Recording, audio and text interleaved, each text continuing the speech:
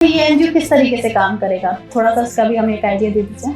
Actually यही है कि इसका मेन मोटिव तो वही है ना कि नवजीवन। इसमें ये नहीं है कि सिर्फ लेडीज के लिए ही है, ये पूरी पूरी फैमिलीज के लिए भी है। लेडीज जेंट्स इसमें सब आएंगे। मतलब जो वही है कि 40 इयर्स के बाद जिनकी अपनी रिस्पॉन्सिबिलिटीज पूरी हो जाती हैं अपने बच्चों को लेके, अपनी फैमिलीज को लेके। हमने देखा ही है जो हमारी इंडियन फैमिलीज होती हैं, लेडीज को पहले अपनी हस्बैंड के साथ उनको इतनी प्रॉब्लम्स ये फैमिली को लेके करना पड़ता है, फिर बच्चों के साथ लगी रहती है। अपनी फैमिली वो मतलब देखा जाए अपनी लाइफ वो भूल ही जाती है कहीं ना कहीं कि हमारी खुद की क्या लाइफ है, हम क्या चाहती थी करना, ये सब कुछ। लेकिन हमने ये सोचा कि हम हमारी तरफ से जो ट्रिप जाएगा उसमें कितने बड़े साधु संत होते हैं कि लोग उनको सिर्फ देख के कि हमने इनसे मिलना है, हमने इनसे बात करनी है, लेकिन नहीं कर पाते इतना वो। हाँ, तो हमने सोचा कि हम उनके लिए प्रॉपर एक चीज ऑर्गेनाइज किया करेंगे कि हाँ हम उनको 1-2 घंटा दें कि वो उनसे बिल्कुल फेस टू फेस बात करें।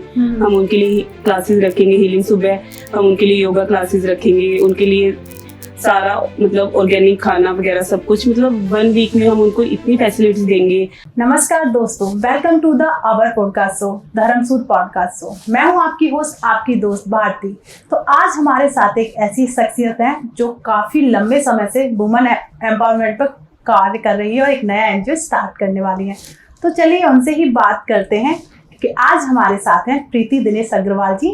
तो उनकी जर्नी कैसे स्टार्ट हुई, उन्होंने कैसे इस एनजीओ पे आके काम किया है, तो चलिए उनसे ही बात करते हैं।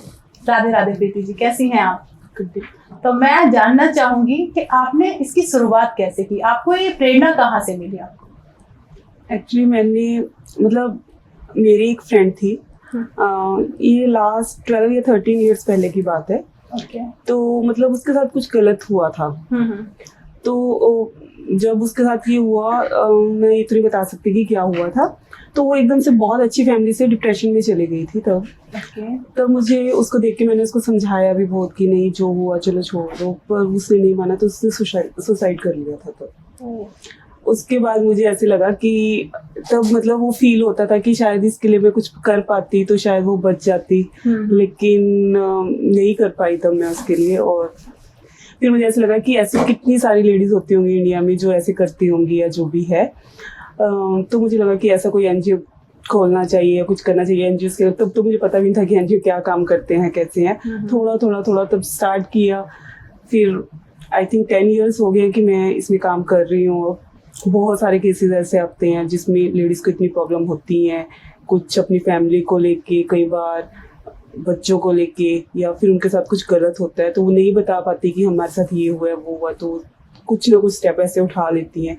तो यही है कि चलो किसी तरह से उनको समझाया जाए या ये जो भी है, तो मैंने शुरू किया था ये। मतलब तो इसमें आपको काफी प्रॉब्लम्स भी आई होंगी? क्योंकि बहुत प्रॉब्लम्स आई थी, क्योंकि इस चीज को हम स्टार्ट करते तो सामाजिक चैलेंजेस तो बहुत आते हैं। तो आपने कैसे इनको मेरी तो फैमिली का ही लगा लो, बच्चे भी फैमिली भी, तो ये सब करना इजी तो नहीं, बिल्कुल भी इजी नहीं है मैम। क्योंकि आप इधर अपनी पर्सनल लाइफ है, इधर प्रोफेशनल लाइफ, दोनों को मिसमैच करना भी बहुत बड़ी बात होती है। मतलब क्या क्या चैलेंजेस आपने फेस किए थे उस टाइम पे? मुझे तो पहले फैमिली से निकलना ही एक बहुत बड़ी बात होती है कि अगर कहीं जाना, किसी के पास किसी से बात करनी है जो भी है, उसके बाद अगर हमने किसी की हेल्प करनी है तो उसके लिए फंड्स भी चाहिए। वैसे तो हम किसी की हेल्प नहीं कर सकते हैं, और पावर भी चाहिए। मुझे लगता है कि हम ऐसे तो नहीं कि मैं किसी को आके बोल दूंगी कि हाँ मैं आपकी हेल्प कर देती है तो मैं क्या कर लूंगी। तो सब कुछ सिस्टम भी चाहिए, सिस्टम ही चाहिए, सब कुछ चाहिए। आपके साथ भी काफी लोगों का सपोर्ट सिस्टम होगा। हाँ। तो मतलब आपकी कितनी बड़ी टीम है जो इस वुमेन एम्पावरमेंट पे काम कर रही है? अभी तो आई थिंक 10-15 एनजीओज हैं जो मिलके ये सब काम कर रहे हैं। इवन अब जाके सबसे ज्यादा लेडीज को ये प्रॉब्लम आ रही है कि उनके पास, अभी आपने देखा हुआ जो केसेस अभी दिल्ली में भी या जो भी चल रहे हैं ना, कोलकाता में भी हुआ है ऐसे, बहुत हमारे इधर पंजाब में बहुत होते हैं ऐसे। और लेडीज चुप हो जाती हैं इसी चीज को लेके कि फैमिली को पता चलेगा तो क्या होगा, या फिर नहीं बताती हैं। ये बहुत सारे आते हैं। तो आपने इस फेज से काफी लोगों को उभारा भी होगा कि हो सकता है कि देखिए फैमिली से नहीं बता सकते, बट आपने उन लोगों को किस तरीके का माहौल दिया, आपने कैसे उन लोगों को निकाला, और वो आज इस टाइम पे क्या कर रहे हैं? एक्चुअली कुछ लोग तो ऐसे थे कि होते थे कि हमने घर से बाहर निकलना नहीं है, उनके साथ जो हो जाए अंदर ही अंदर सोच के कि हम कुछ कर नहीं सकते हैं। तो मतलब हमने उनको बोला कि आप बाहर काम करो या जो भी करो, कम से कम लाइफ खत्म मत करो अपनी। बिल्कुल वही है। तो बहुत सारे लोग हैं जिन्होंने आगे अपनी लाइफ शुरू की, जिन्होंने पढ़ाई नहीं की थी, उन्होंने पढ़ना शुरू किया या कोई ना कोई काम शुरू किया, तो उनका दिमाग शायद उस चीज से हट गया, तो उनकी बहुत हेल्प हुई है। आगे जाके उन्होंने अपनी फैमिली भी शुरू की है, सब कुछ। इस टाइम पर काफी लोग खुश भी हैं। हाँ, फिर आके कहते हैं आगे कि हाँ आपकी वजह से हमारा ये हो गया, तो नहीं तो मैं तो शायद उस टाइम मर ही जाती है या कुछ ऐसे करते। तो बहुत लेडीज ऐसी आती है जो ये सब कहती है। अच्छा भी लगता है कि हाँ चलो हमने किसी की तो लाइफ के लिए कुछ किया। बिल्कुल बिल्कुल मैम। आप इन लोगों को मतलब फंड्स किस तरीके से कलेक्ट करते हैं आप, क्योंकि फंड्स कलेक्ट करना भी बहुत डिफिकल्ट काम है। फंड्स तो एक्चुअली यही है कि एक सोसाइटी बन जाती है या फिर एक लगा लीजिए आप एक फाउंडेशन बन जाता है कि लोग उसमें डोनेट भी कर देते हैं। काफी लोग तो ऐसे होता है, या हम किसी को कहते हैं तो भी फंड्स हो जाता है, इतनी प्रॉब्लम नहीं आती। अब मतलब स्टार्टिंग में थोड़ी प्रॉब्लम आई थी, उसके बाद हो गया फंड्स होना हो जाते हैं। तो मतलब जो मैं खुद एक ऐसी फैमिली से बिलोंग करती हूँ, मतलब मेरा ब्रदर है वो मंत्री है हरियाणा में। ओके। तो मतलब मेरे लिए थोड़ा इजी हो जाता है ये सब कुछ करना, क्योंकि पावर है मेरे पास इतनी कि मैं किसी को उनको बोलती हूँ मेरा ये काम करवाना, ये हो जाता है तो हो जाता है। हाँ, तो मतलब फैमिली सपोर्ट काफी अच्छा है। हाँ, तो मतलब आपके पास किस किस तरीके के केस आते हैं, मुझे थोड़ा सा उसके बारे में लोगों को जानना। एक्चुअली मैं सिर्फ लेडीज के लिए ही नहीं करती, मैं बच्चों के लिए भी करती हूँ कि बच्चों की स्टडी से रिगार्डिंग। क्योंकि तो आप देखते हो कि जो रोड पे बच्चे सेल कर देते हैं सामान ऐसे, या फिर वो काम कर रहे होते हैं बहुत छोटी एज में, उनके पेरेंट्स कुछ नहीं कर सकते, तो मुझे होता है कि हम उनको कहते हैं कि आप पढ़ो, या हम उनके नाइट क्लासेस स्टार्ट करवाते हैं। ये भी हमने किया है काफी। बच्चे पढ़ते हैं तो कुछ ना कुछ बन जाते हैं।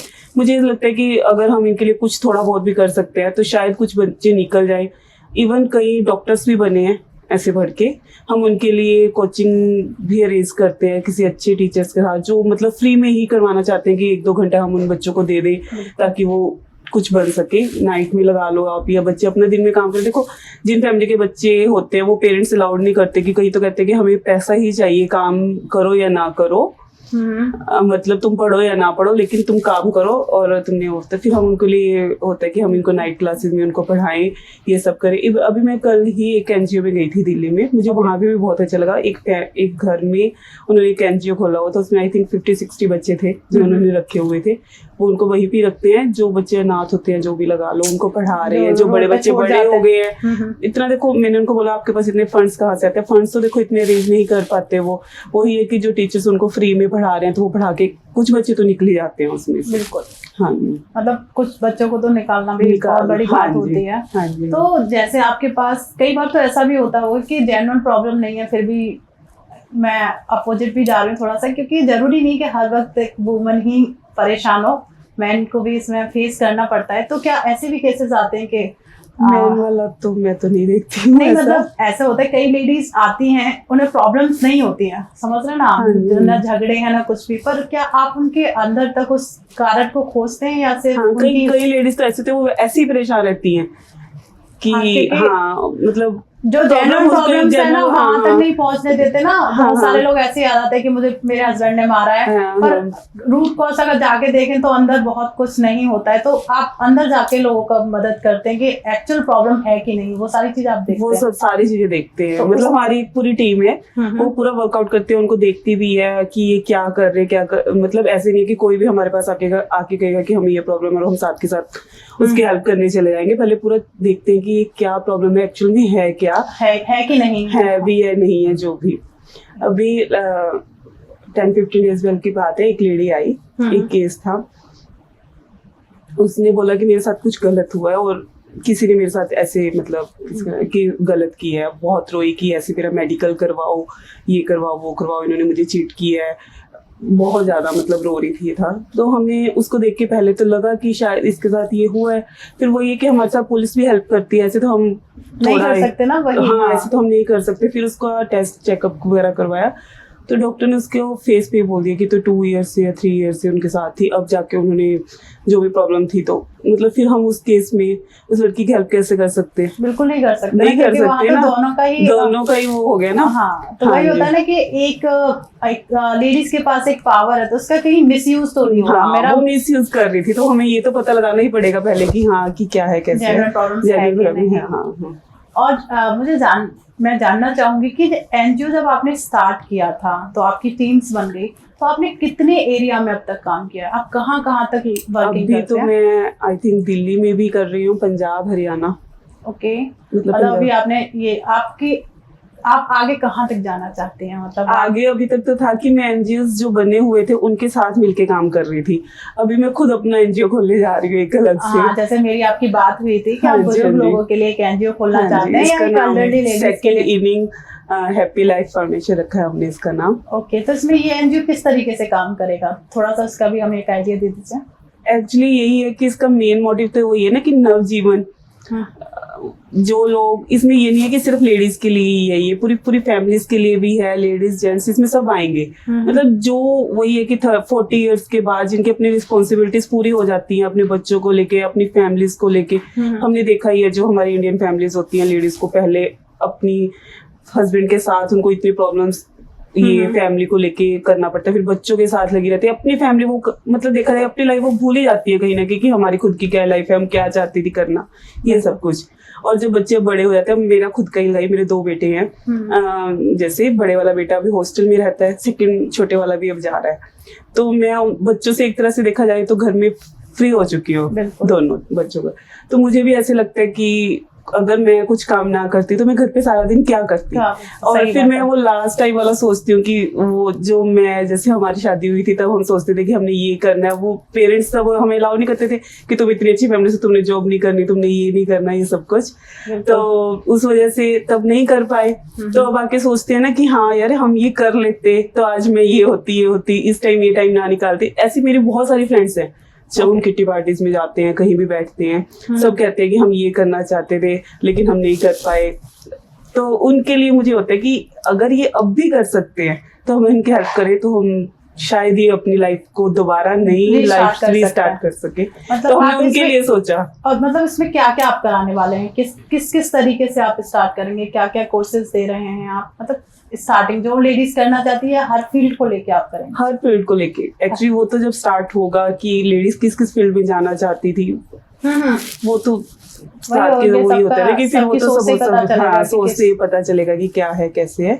फिर भी थोड़ा सा डायरेक्शन आप कहाँ कहाँ लोगों को, जैसे इसमें आप घुमाने का भी एक है कि आप लोगों को दूर तक लेके जाएंगे। मतलब ये नहीं होता कि जैसे एक टूर्स एंड वो वाली होती कंपनीज होती हैं, उनका काम क्या होता है कि बस टूर्स को लेके गए, हमने पे किया, बस वापस आए, तो किसी का कुछ लेना देना नहीं है, कुछ भी नहीं है। जो हमारे तरफ से टूर्स हो गए, मतलब वो एक फैमिली ही बनाएंगे हम, कि वो हमारे साथ लाइफ टाइम जुड़े रहेंगे। ओके, मतलब ये नहीं है कि हमने एक टूर पे उनको लेके गए उसके बाद छोड़ दिया, कि वो हमारा एक फैमिली का मेंबर बन जाएंगे।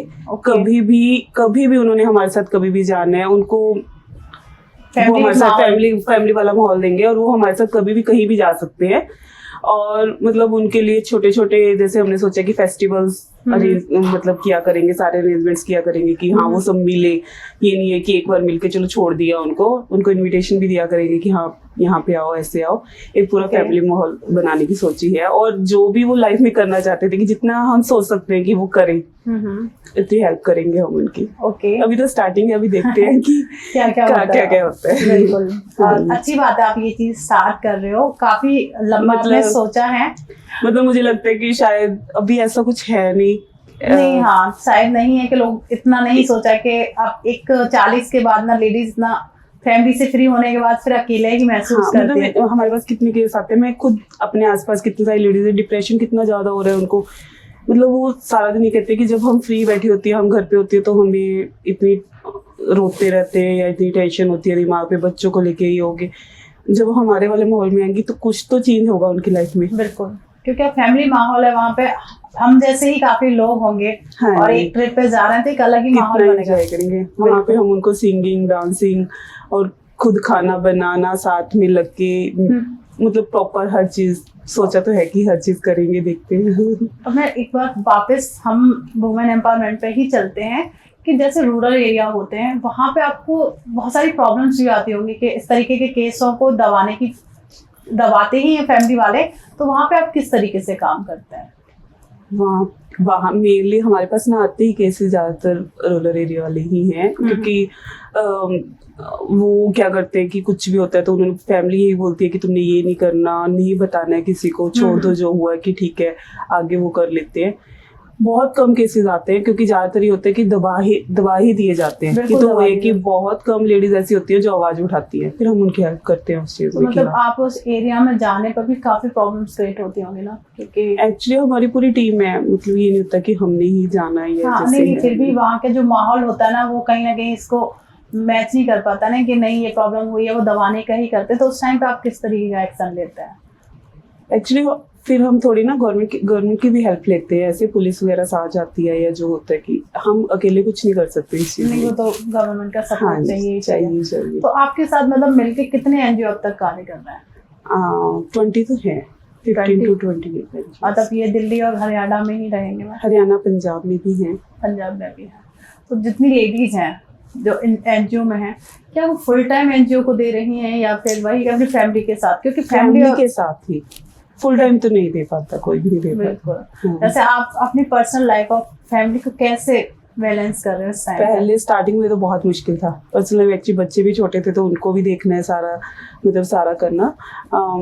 अब जाके तो चलो फ्री हो गए, अब तो फिर भी दिया जाता है कि कई बार तो केसेस ऐसे होते हैं कि पूरा पूरा दिन भी लग जाता है उनका सुनने में, सब कुछ करने में।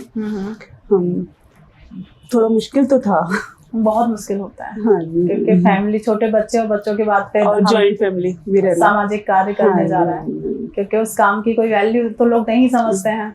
एनजीओ की वैल्यू तो लोगों को बस ऐसे ही लगता है कि हाँ क्या कर रहे हैं, बस वही है कि देखा जाए जहाँ अर्निंग आती है वहाँ पे लोग सोचते हैं कि टाइम देना अच्छी बात है, जहाँ अर्निंग नहीं है वहाँ पे लोग टाइम भी नहीं देते।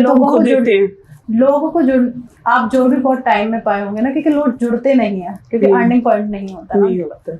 तो कैसे लोग आपके साथ जुड़े? फैमिली के ऊपर ही डिपेंड करता है कि जो फैमिली पहले स्ट्रॉन्ग है कि हाँ हमें पैसे की कोई दिक्कत नहीं है, हम खुद भी अपनी तरफ से लगा सकते हैं। मैंने अपने साथ उन लेडीज को जोड़ा था पहले तो 3-4 जो काम करना चाहती थी, फिर जब एक बार स्टार्ट हो जाता है फिर तो हमें देख के 2 और लग जाते हैं, 2 ऐसे हमारी टीम बनी थी। चलो ये टीम बहुत अच्छी बात है कि इस तरीके से जुड़े, नहीं तो लोग इतने आसानी से जुड़ते नहीं है, क्योंकि उनको लगता है एनजीओ में बहुत अर्निंग है, जो लोगों की सोच है। तो आप वहाँ पे क्या बोलना चाहेंगे? क्या एनजीओ में अर्निंग है, सिर्फ मेहनत ही मेहनत है? एनजीओ में अर्निंग तो नहीं है। नहीं है ना? नहीं है, मेहनत बहुत ज्यादा है, मेहनत बहुत ज्यादा है। मैम आप एनजीओ को 10 सालों से रन कर रहे हैं, 10 सालों से आपने लोगों की बहुत मदद की है। आप इसको किस स्तर तक देखती हैं और किस स्तर तक लेके जाना चाहती हैं? सबसे पहले ना मैं आपको अपनी लाइफ के बारे में थोड़ा बताती हूँ कि मैंने क्यों एनजीओ शुरू किया था। मैं एक्चुअली पर्सनली अगर अपनी बात करूँ तो मैं एक बहुत अच्छी फैमिली से बिलोंग करती हूँ स्टार्टिंग से ही, मतलब जहाँ पे अम्बाला से हूँ मैं। और जब मेरी शादी हुई तो वो पंजाब में हुई थी। वहाँ का जो माहौल था कि घर से बाहर नहीं निकलना या फिर बस घर में ही रहना, कहीं जाना नहीं है, कुछ करना नहीं है। तो वहाँ देख के मुझे मतलब जो मेरी पहले अम्बाला से बिलोंग करती हूँ मैं, तो वहाँ पे मैं बहुत, जैसे एक वो परियों वाली लाइफ होती है ना कि सारा दिन मम्मी पापा ने यहाँ मतलब मुंह से हर निकली हुई बात पूरी करनी, सब कुछ करना।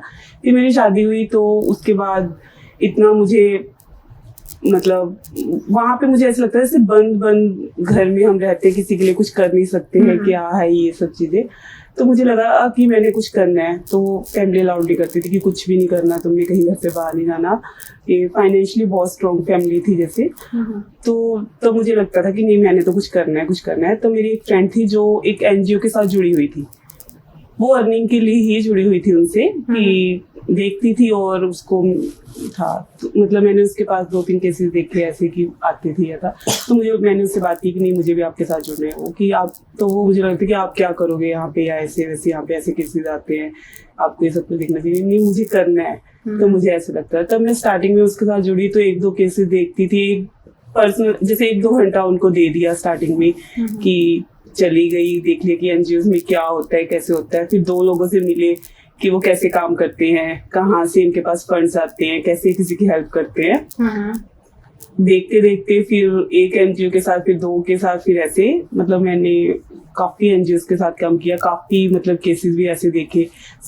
मतलब मेरा मेन मोटिव ये नहीं था कि मैंने पैसा कमाना है यहाँ पे, ये अपने पास तभी आप वर्जन इतने है। लंबे समय तक काम हाँ, भी हाँ, कर पाए कि आपका मेन मोटिव ही नहीं था पैसे, आपका था कमाना, लोगों की मदद करना। मदद क्योंकि करना। लोगों की मदद करके कहीं ना कहीं आपको वो खुशी मिलती है। हाँ कैसा जी। अनुभव होता है आपको जब वो बहुत खुशी अच्छा लगता है, लेकिन वही है कि मैं खुद भी मतलब ये था कि 35 इयर्स मुझे लगता है कि मैंने बहुत अच्छे वाली लाइफ जी है, कि कभी कोई प्रॉब्लम नहीं आई मुझे, हमेशा खुश रहना, कभी सारा दिन बाहर घूमना, अपना ये एनजीओ का काम करती थी।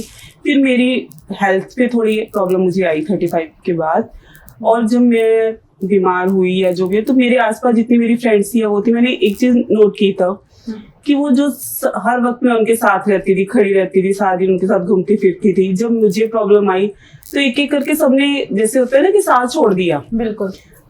मतलब सब अपने अपने, हाँ, जब किसी के ऊपर जरूरत होती है तो कोई नहीं होता, जब जरूरत नहीं होती है तो सारे लोग सराउंडिंग घूमते ही रहते हैं। हाँ, तो मुझे ऐसे लगा कि मतलब मैं खुद जो सारा दिन इनके साथ घूमती थी, सब कुछ करती थी, खुद मुझे ये हुआ कि ये तो सबके साथ होता होगा। जब ये मेरे साथ हुआ तो मतलब मैं एक तरह से मेंटली भी मुझे थोड़ा जैसे डिप्रेशन में हो गया ना, मैं तब जाने लगी थी कि मैं बेड पे थी, उठ नहीं सकती थी।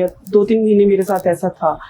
उसके बाद मुझे अपना सोचा मैंने खोलने का कि हाँ, मैं खुद अपना एक एनजीओ खोलती हूँ, जिसपे मैं मतलब जो चीज मैंने फील की है, जो चीजें मेरे सामने आई हैं, तो ये बहुत ही सारी लेडीज के साथ ऐसा होता होगा। तो मतलब जो आपने प्लान किया है अपना नया एनजीओ खोलने के लिए, तो उसमें उन लेडीज को आप जो हीलिंग स्टेशन पर लेके जाना चाहते हैं या धार्मिक स्थल पर, आप किस तरीके से लेके जाना चाहते हैं? वो माहौल कैसा होगा? एक्चुअली हिल स्टेशन पे तो हम सारे ही घूमने जाते हैं, या फिर जैसे हमने कहीं भी गए, हम नॉर्मली घूम के आ गए। लेकिन हमने ये सोचा है कि हम हमारी तरफ से जो ट्रिप जाएगा उसमें कितने बड़े साधु संत होते हैं कि लोग उनको सिर्फ देख के कि हमने इनसे मिलना है, हमने इनसे बात करनी है, लेकिन नहीं कर पाते इतना वो। हाँ, तो हमने सोचा कि हम उनके लिए प्रॉपर एक चीज ऑर्गेनाइज किया करेंगे कि हाँ, हम उनको 1-2 घंटा दे कि वो उनसे बिल्कुल फेस टू फेस बात करें। हम उनके लिए क्लासेस रखेंगे, हीलिंग सुबह, हम उनके लिए योगा क्लासेस रखेंगे, उनके लिए सारा मतलब ऑर्गेनिक खाना वगैरह सब कुछ, मतलब 1 वीक में हम उनको इतनी फैसिलिटीज देंगे। जैसे वो लाइफ में क्या करना चाहते थे, हम उनसे बात करेंगे, मतलब कि हाँ आप क्या करना चाहते हैं, हम जितनी कोशिश कर सके उनको वो देंगे कि हाँ, एक खुशी का माहौल देना हाँ, चाहते हैं, पूरी खुशी का माहौल जैसे हम उनको दे सकते हैं तो वो सब कुछ देंगे। ओके। तो जो एनजीओ में एक और मैं आपसे क्वेश्चन बार बार रिपीट पूछ रही हूँ कि जो केसेस आए हैं, कोई ऐसा केस, कोई एक केस हिस्ट्री बता सकते कि वो किस तरीके से आया, आपने किस तरीके से हैंडल किया? मैं थोड़ा सा डेप्थ में जानना चाहूंगी। मैं अभी मैं आपको एक केस तो भी बताती हूँ अपनी ही फ्रेंड का। मतलब वो एक बहुत अच्छी फैमिली से बिलोंग करती थी। उसकी मैरिज पंजाब में ही कहीं हुई थी, तो मतलब उसके 2 बच्चे भी थे, बहुत अपना खुश रहती थी लाइफ में। बाद में पता नहीं उसकी लाइफ में कोई आया लगाओ जो भी, तो उसने ना 1-2 साल में अपनी पूरी लाइफ खत्म कर ली, और जिस मतलब जो भी था वो उसको छोड़ के चले गए। तो वो मतलब ये थे कि मैंने अब नहीं रहना, मैंने मेरे बच्चों का कौन देखा। आई थिंक उसके बच्चा तब कि एक बेटा 7 ईयर का था और एक 5 इयर्स की बेटी थी। कितने छोटे, बहुत छोटे बच्चे थे।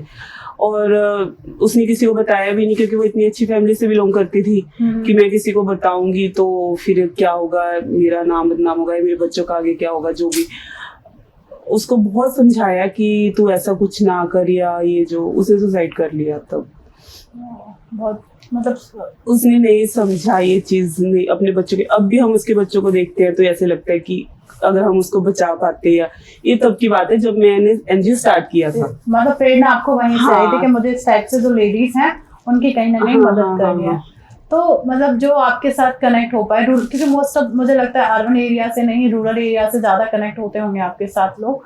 तो जो केसेस आते हैं वो मारपीट के आते हैं या सुसाइड किया हुआ होता है फैमिली में किसी ने, या किसी मारपीट के? अभी जैसे ये अभी भी हमारे उधर तो दहेज वगैरह लेने की ये सब चीजें बहुत चलती हैं उस साइड। वो कहीं पे भी खत्म नहीं होती। हाँ, बस कहने का रहता है कि दहेज प्रथा खत्म है, पर ऐसा नहीं है। तो ये कि इस चीज के लिए भी लोग बहुत मारते पीटते हैं, या मतलब जहाँ रूरल एरिया में तो लगाओ कि लेडीज को बाहर नहीं निकलना, वही सब कुछ चलता है। लड़की को लेके कि लड़के और लड़के में कितना फर्क दिखाई देता है। शिक्षा ले लगा ले कि एजुकेशन तो लेडीज को वहाँ पे दी ही नहीं जाती है। जितना तुमने 10th कर ली या +2 कर ली कि बस ठीक है, इससे ज्यादा नहीं करना। और आप ये देखो सैलरी में बहुत फर्क होता है। जेंट्स और लेडीज की सैलरी में। काम अगर बराबर भी कर रही है तो भी उनको सैलरी सेम नहीं मिलती है। मतलब कॉर्पोरेट में भी जाके ये प्रॉब्लम्स लोगों को झेलनी पड़ती है। हाँ। तो मतलब काफी, आप किस एरिया से बात कर रहे हैं? मतलब ये हरियाणा का प्रॉपर है या फिर पंजाब में? हरियाणा पंजाब दोनों में ही चलता है ये चीज। तो कई बार हम देखते हैं कि जो प्राइवेट कंपनीज होती हैं, ये होती है, तो इन चीजों में ये बहुत आता है। जो आपके साथ इस प्रॉब्लम से जुड़ते हैं, क्या फिर आप उनकी एजुकेशन, हो सकता है कोई लड़की की जिसकी 10th और 12th करके शादी हो गई और कहीं ना कहीं उसे ये प्रॉब्लम फेस करनी पड़ी, तो क्या उनको आप आगे बढ़ने के लिए प्रेरणा देते हैं या फिर उनकी मदद प्रॉपर करते हैं? अभी इतनी ज्यादा प्रॉब्लम ये आ रही है कि लड़कियां काम तो करना चाहती हैं लेकिन उनके पास एजुकेशन की वजह से काम नहीं मिलता। अभी तो हमें जहाँ तक देखा जाता है कि जॉब भी मिलती है या गवर्नमेंट बहुत चाहिए। हाँ। तो हम ये भी कोशिश करते हैं कि हम किसी को कैसे भी काम दे सकते हैं या जो अपने पैरों पे खुद खड़ा हो सके, हम उनकी पूरी हेल्प करते हैं। अगर उनको पढ़ाना है तो उनको हम फ्री में स्टडी भी करवाते हैं कि आगे उनको कोई डिग्री मिल जाए, उससे उनको जॉब मिल जाए। तो मेरे पास इतनी पावर है कि मैं गवर्नमेंट जॉब भी जब निकलती हैं तो किसी को मैं अगर 2-4 को भी हेल्प कर दूं ऐसे कि स्टडी 1 ईयर 2 ईयर करवा के उनको मिल जाए तो करते। अभी आपको एक केस बताती हूँ। एक लड़का था, आई थिंक +2 में था, उसको तब अभी कोरोना में वो बीमार हुआ, उसकी दोनों लेग्स बिल्कुल ही चलने बंद हो गई। तो वो बिल्कुल बेड पे चला गया। वो एक बहुत नॉर्मल फैमिली से था, ये लगाई कि उसके फादर थे नहीं और वो अपने घर में वही अकेला ही था कि जिसके ऊपर उसकी पूरी फैमिली थी और वो खुद बेड पे चला गया। वो तब वो कर रहा था, आई थिंक लो कर रहा था वो कि मैं सीए के पेपर देने आए, मैंने कुछ ऐसे करना है। तो मैं ऐसे उनको मिलने गई, मैं उनको मुझे जानते थे वो एनजीओ की तरफ से ऐसी। तो वो कहता कि नहीं मैम मैं तो पढ़ूंगा ही नहीं आगे, क्योंकि मैं पढ़ूंगा तो मुझे उसके लिए पैसे भी चाहिए और अभी तो मैं अगर ठीक भी हो सकता हूँ तो मैं ठीक होकर अपनी फैमिली का देखूंगा।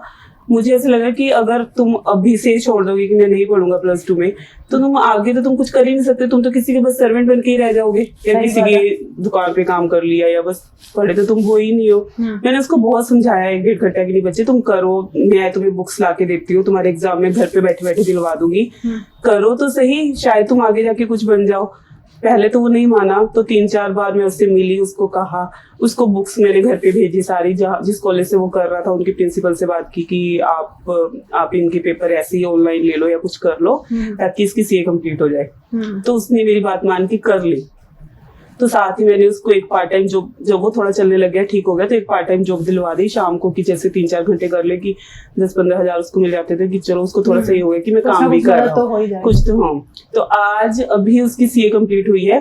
वो मेरे पास आया था थोड़े दिन पहले हमारे एनजीओ में स्वीट्स वगैरह लेके, और मतलब वो इतना वहां पे आके बोल रहा था कि अगर आप उस दिन ना आते, मुझे ना समझाते तो मैं स्टडी छोड़ देता और बस यही करता। कहता आज मैं सीए बन गया, आज मेरी इतनी अच्छी सैलरी मुझे मिल रही है, सब कुछ, और मैं अपनी फैमिली के लिए वो कर सका। तो जब ऐसे लोग आते हैं ना देख के बहुत अच्छा लगता है कि हमने इनके लिए कुछ किया, मतलब वर्थ इट हो जाता है कि हाँ, जो हमारी मेहनत थी कहीं ना कहीं वो काम आती ही आती है।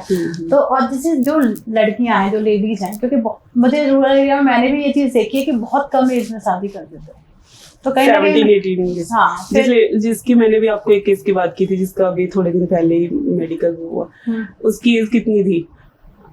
17 इयर्स, और वो प्रेग्नेंट थी अभी। मतलब ऐसे लोगों को फिर कैसे मैनेज करना भी एक बहुत बड़ी बात होती है कि इन्हें समझाना भी कि आप आगे अपनी पढ़ाई भी कंप्लीट कर लो, क्योंकि वो माहौल तो निकाल चुके होते हैं। हाँ। तो बहुत ऐसे केसेस आते हैं तो वो सोच के भी ये लगता है कि ये बच्चे क्या कर रहे हैं, और इनके पेरेंट्स इनको वो ये कि उनको इतनी समझ ही नहीं होती। अगर एजुकेशन की कमी ना होती तो फिर, क्योंकि कहीं ना कहीं फैमिली भी सपोर्ट नहीं करती ना इस चीज में, क्योंकि फैमिली, मैंने भी एक चीज देखी है खुद ही कि फैमिली कहीं ना कहीं कहती है अरे नहीं छोड़ो ये सारी चीजें, हाँ, आप कर रहे। पर आप उन चीजों को कैसे करते हो, उन लोगों बच्चों को कैसे निकालते हो आगे एजुकेशन करो, क्योंकि समझाना भी बहुत बड़ी बात होती है। सही बात है, समझाना। तो हमारी टीम ना मेनली यही काम करती है। मुझे ज्यादातर ये होता है कि चलो अब जो पेरेंट्स नहीं कर सके वो जो काम कर रहे करे, लेकिन बच्चों को तो तुम कम से कम, हमारे घर में मेड आती है, वो क्या करती है 7th 8th कर ली बच्चे ने कि बस इनको काम पे लगा दो, आपकी फैक्ट्री में कोई जॉब होगी तो आप हमें दे दो। हम जैसे हमें बोलती है दीदी आप इनको लगा लो, ड्राइवर रख लो, ये कर लो, कि आपने बच्चे सिर्फ ड्राइवर बनाने के लिए रखे। तो हम इनके लिए छोटे छोटे कैंप लगाते हैं एनजीओ की तरफ से, उनमें उनको मोटिवेट करते हैं कि नहीं आप ये कर सकते हो, आप ये करो, आपको हम एजुकेशन देंगे, आपको फ्री में ये सब कुछ करवाएंगे, आप करने वाले। कई बच्चों को होता है दिमाग में कि मैंने करना है, लेकिन उनके पास पैसे नहीं होते हैं, वो नहीं कर पाते हैं। चलो हमारी मदद से मुझे लगता है कि हम कुछ बच्चों को तो निकाल ही देते हैं। अगर आप 100 में से 2 बच्चे भी निकाल रहे हैं तो बहुत बड़ी बात है, क्योंकि नहीं कहीं ना कहीं लास्ट 3-4 इयर्स में तो कम से कम आई थिंक मुझे लगता है 5 बच्चे लास्ट ईयर डॉक्टर बने हैं। बहुत अच्छी बात है मैम। हाँ, कह सकते हैं कि मतलब फिर आप कैंप किस तरीके से ऑर्गेनाइज करते हैं? कैंप हम ये है कि जैसे मतलब ये नहीं होता कि हम उनके रूरल एरिया जैसे जाके लगाते हैं, कहीं पे पर्टिकुलर जगह होती है, जैसे पटियाला हो गया या चंडीगढ़ हो गया, हम वहाँ पे लगाते हैं। तो वहाँ पे जिन बच्चों को जो हमें पता होता है एनजीओ के साथ जुड़े होते हैं कि आप आओ देखो, बहुत सारे ऐसे मतलब मैं कितने इवेंट्स में जाती हूँ जहाँ मुझे मिलते हैं कि मैम हम ये चीज सिखाते हैं, हम ऐसे मोटिवेट करते हैं, आप हमारा एक कैंप लगाओ। मतलब मैं अभी एक चंडीगढ़ में एक सर से मिली थी, उन्होंने मुझे कहा कि वैसे वो क्लासेस वैसे तो चलो पेड होता है सब कुछ, कि अगर आप कहोगे तो मैं 1 घंटे का कैंप लगा दूंगा, आप उसमें 20 या 25 बच्चे लेके आना, तो मैं उनको बहुत अच्छी तरह से मोटिवेट करूंगा। जैसे उनकी वैसे तो पर क्लास की फीस ही 3500-4000 है, तो कोई भी नहीं पे कर सकता बच्चे ऐसे। तो वो हमारे कहने से एक छोटे-छोटे कैंप लगा देते हैं और उससे बहुत हेल्प हो जाती है। नहीं, एक बच्चे को भी निकाला अगर एक कैंप से ना, तो मुझे लगता है कि बहुत बड़ा एक अचीवमेंट आपने किया है, क्योंकि कहीं ना कहीं जो खुशी के लिए कर रहे हो ना, तो शायद आप कर पा रहे हो। अगर एक अर्निंग पॉइंट से आप करते तो मुझे नहीं लगता कि उस डेप्थ तक आप जाके कर पाते। यही चीज है। एक जैसे अभी मैं थोड़े टाइम पहले एक वृद्धाश्रम में गई थी, ऐसे ही हम लोग गए थे, तो वहां पे मैं कुछ लेडीज से मिली। एक लेडी ने मुझे बताया कि कहती उसको बड़ा अच्छा लगा, मैं जैसे मैंने उनसे बात की कि आप यहाँ पे क्यों है, तो कहती मेरे बेटे ने तो मुझे घर से बाहर निकाल दिया, कि जैसे कि बीमार थे, व्हील चेयर पे थे वो, बेटी बाहर रहती है कहीं, आई थिंक बेंगलोर, पता नहीं कहाँ कह रहे थे कि रहती है। तो कहते कि मतलब मुझे फिर वो यहाँ पे वृद्धाश्रम में छोड़ गए। कहते आप ना दोबारा आना, मुझे कहते मैंने कहा कोई बात नहीं, मैं आपको मिलने दोबारा आऊंगी। कहते नहीं आप 2 महीने के बीच बीच में आ जाना। मैंने कहा क्यों? कहते 2-3 महीने बाद मेरी बेटी आ जाएगी, फिर शायद मुझे ले जाए यहाँ से। और वो रोने लगे। उम्मीद, हाँ, तब मुझे ऐसा लग रहा था कि ये उम्मीद है इनको कि हाँ मेरी बेटी आएगी। वृद्धाश्रम में छोड़ के फिर क्या पता कि वो आएंगे या नहीं आएंगे। जिस बेटी ने लेके जाना वो कौन सा इंडिया से बाहर है, वो तो यहाँ अभी भी ले जाती। वो 3 महीने अपनी माँ को क्यों वृद्धाश्रम में रखती? मतलब उनको देख के ऐसे, तभी मुझे ये वाला जो मैंने कहा कि हमने एनजीओ स्टार्ट करना है, इसमें ये नहीं है कि सिर्फ पेड वाला ही हो चलेगा, कि हाँ दोनों वृद्धाश्रम से भी आप कनेक्ट कर, मतलब वृद्धाश्रम से नहीं, जो लेडीज इस तरह से हैं, वो इतनी मतलब वो मुझसे बात करके आधा घंटा उसने मुझे मतलब मेरे सर पे हाथ रखा, और वो उसको इतना खुश हुई कि हाँ मुझे कोई बात कर रहा है, कोई मुझे मिलने आया या ऐसे। तो इनको हम एक छोटा सा भी एक अच्छा वाला माहौल 4-5 दिन का भी दे सके, तो वो एक लाइफ एक होता है ना कि अंदर से कि हाँ हम जिंदगी जी होता है ना, तो कहीं ना कहीं वो हील करने में मुझे आधा घंटा उनके साथ बैठ के उनको इतना अच्छा लगा, वो इतना रोए। उनको खुद को उन्होंने कहा कि हमें इतना अच्छा लगा कि आप हमारे पास आके बैठे। मेरी टीम गई थी तो वो सब एक दूसरे से बातें कर रहे थे, वो इतने खुश हुए हमें बाहर तक छोड़ने, कार तक जब तक हम गए भी ना वहां से, वो लोग वहीं पे खड़े रहे। हम लोग अपनापन की फीलिंग आती है। हम ये थे कि इन लोगों के साथ अगर हम 1-1 घंटा भी निकालते हैं तो हम इनको कितनी खुशी दे सकते हैं।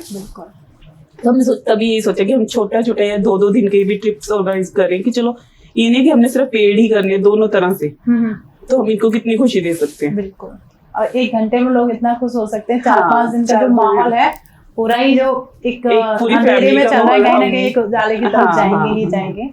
तो जो अगर कोई लेडीज आपके साथ जुड़ना चाहती है तो वो किस तरीके से जुड़ सकती हैं? हो सकता है वो हरियाणा और दिल्ली से ना होके कहीं और से भी हो सकती है, तो क्या वो लोग भी आपके साथ जुड़ सकते हैं? हाँ, कोई भी लोग जुड़ सकते हैं हमारे साथ। हम तभी ये जो एनजीओ शुरू कर रहे हैं, इसका मेन मोटिव यही है कि जो लोग हमारे साथ जुड़ना चाहते हैं, चाहे वो कहीं से भी हों, हम प्रॉपर अपना कॉन्टेक्ट नंबर सब कुछ देंगे, वो जैसे भी हमारे साथ आके जुड़ सकते हैं। मतलब जितने भी लोग होंगे हम ये चीज शेयर कर देंगे, मैम का कॉन्टेक्ट नंबर है, एनजीओ का नाम वगैरह, जो भी इसमें अपनी जितना भी दे सकता है 100% या 50% वो मैम से कनेक्ट जरूर करें, तो वो भी दे। हाँ, तो जहाँ से भी आप लोग हैं, अगर ये आप देख रहे हैं तो प्लीज मैम से जरूर कनेक्ट करिए। अगर आप समाज सेवा करना चाहते हैं, अपनी पर्सनल लाइफ को भी देखना है भाई समाज सेवा के साथ साथ, तो मैम से आप जरूर कनेक्ट करिएगा।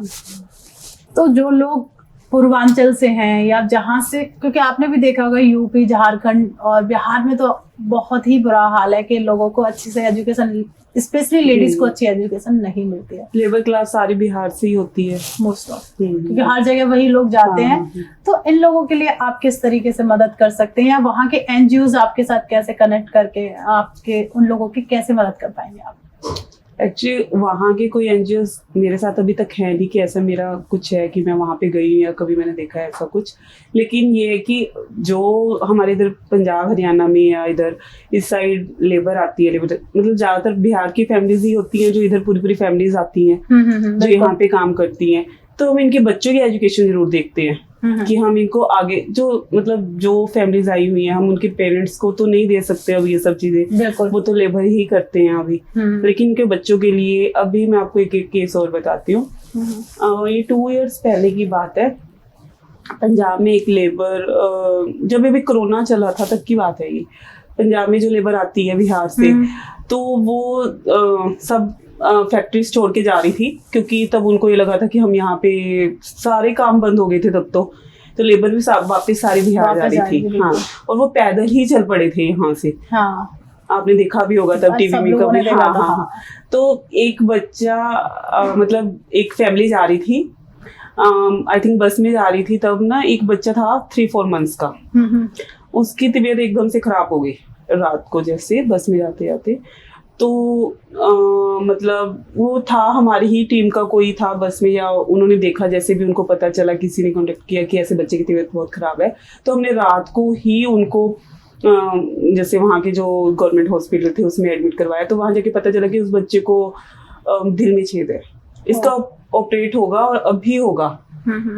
मतलब उनके पास तो लेबर के पास कितना पैसा होता है, तो उनके पेरेंट्स कहते कि हम तो करवा ही नहीं सकते। मतलब ये बहुत उनकी बुरी हालत जैसे। तो मतलब फिर हमारे एनजीओ जो थे, हरियाणा के एनजीओ थे या फिर ये पंजाब के जो लोग थे जो सब मिल के काम करते हैं, तो उन्होंने आई थिंक रात को ही उनको एडमिट करके सुबह उसका ऑपरेट हो चुका था बच्चे का। मतलब काफी डेप्थ में आगे आपने एक तरीके से उनकी मदद की है। तो मतलब ये लगाइए कि हफ्ते में वो बच्चा बिल्कुल ठीक था, उसका ऑपरेट हो गया था, सब कुछ था। तो उसके पेरेंट्स हमारे पास आए जब कोरोना के बाद, उन्होंने हमें बताया कि ऐसे अगर उस दिन रात को आप लोग हमारी हेल्प ना करते तो हम समझ ही नहीं सकते कि हमारा बच्चा ठीक भी होता या ये होता नहीं होता। तब हम कहते बिहार में, तो तब मैंने सुना था ये चीज कि बिहार वाले साइड, यूपी वाली साइड, वहाँ तो एनजीओ वगैरह कोई हेल्प ही नहीं करते। बच्चे किसी के साथ कुछ भी हो रहा है, लेडीज के साथ इतना कुछ हो रहा है, वहाँ पे किसी को किसी से कुछ लेना देना नहीं है। ऐसे तो हो सकता है उनको फंड की कहीं ना कहीं प्रॉब्लम आती हो, कि हो सकता है उनके फंड की प्रॉब्लम तो आती ही है, क्योंकि आपके साथ कनेक्टेड है तो इसलिए हमें इतनी नहीं। एक्चुअली मैं खुद एक अच्छी फैमिली से बिलोंग करती हूँ, तो मेरे जितने भी आगे रिलेशन है जो भी हैं, बिल्कुल वो सब भी हेल्प करते हैं। अगर मैं किसी को कह भी दूंगी कि नहीं यार इस बच्चे का ऑपरेट करवाना है, इसकी तुम हेल्प करो या ये करना है, तो साथ के साथ कोई ना कोई फैमिली होती है कि नहीं इसका सारा हम कर देंगे। बिल्कुल। अभी जो बिहार की या इधर से लेबर आती है, यूपी से लेबर आती है, इनके जो बच्चे होते हैं तो ये गवर्नमेंट स्कूल में पढ़ते हैं वहाँ पे, ठीक है ना। फिर इनकी जो फीस कुछ तो फीस होती ही है ना इनका, कि हाँ ये सब कुछ। तो हम हमारा एनजीओ काम करता है कि जैसे 10-10 या 15-15 बच्चे हम एक फैमिली ले लेती है कि हम इनका पे हम करेंगे पूरा ईयरली जो भी है। ऐसे तो ऐसे इनकी बहुत हेल्प हो जाती है कि चलो एजुकेशन तो इनको मिल रही है। अगर जैसे जो पूर्वांचल एरिया है वहाँ के एनजीओ आपके साथ कनेक्ट होना चाहते हैं, तो आप वहाँ पे जाके इन चीज़ों पर काम करेंगे या आप ये एरिया अपना संभालना चाहेंगे? नहीं, अगर ऐसा कुछ हुआ तो जरूर करेंगे, वो भी करेंगे, क्योंकि वहाँ पे मुझे लगता है थोड़ी सी लोगों को ज्यादा नीड है इस चीज की। तो प्लीज जरूर कनेक्ट करिएगा मैम से, क्योंकि कहीं ना कहीं आप एक लाइफ भी अगर सेव कर रहे हो या एक बच्चे को भी आप एजुकेशन दे रहे हो, तो मुझे लगता है कि आपने बहुत कुछ अच्छा कर लिया। कि कहीं ना कहीं वो बच्चा उसी माहौल में जीता, आपने उसे निकाल के, जैसे मैम ने मुझे बताया कि कम से कम अभी इस टाइम पर उन्होंने 5 बच्चे जो इस टाइप से थे कि कुछ नहीं कर रहे थे, उनकी फैमिली मजदूर वर्ग से थी, तो वो आज डॉक्टर बने। तो कहीं ना कहीं उनकी और आगे की फैमिली सुधर सकती है। तो इस तरीके का मैम का एनजीओ काम करता है। तो अगर जो भी कनेक्ट होना चाहता है, एनजीओ में काम करना चाहता है, या किसी को कोई भी एक प्रॉब्लम होती है और जो एक 40 की एज के बाद एक अच्छा माहौल चाहता है, तो प्लीज मैम से जरूर कनेक्ट करिएगा। क्योंकि मुझे बात करके बहुत अच्छा महसूस हुआ कि मैम एक वुमेन्स को लेके, अल्डर लेडीज़ को लेके, यानी एक वर्क को लेके ही जो बहुत, जिन्हें हम सोचते भी नहीं कि यार इनके बच्चे क्या करेंगे, उन लोगों को लेके ये मैम काम कर रहे हैं। तो प्लीज़ कनेक्ट जरूर करिएगा मैम के साथ। हम सारी चीज़ें डिस्क्रिप्शन में डाल देंगे, मैम का नंबर, NGO's नेम। और अगर आपको ये पॉडकास्ट पसंद आता है तो लाइक करना ना भूलेगा, कमेंट जरूर करिएगा, अपने दोस्तों के साथ ये जल्दी से शेयर कर दीजिए, जिससे कि हम और लोगों की भी मदद कर पाएं। तो हेल्दी रहिए, खुश रहिए। मिलते हैं नेक्स्ट एपिसोड में। राधे राधे।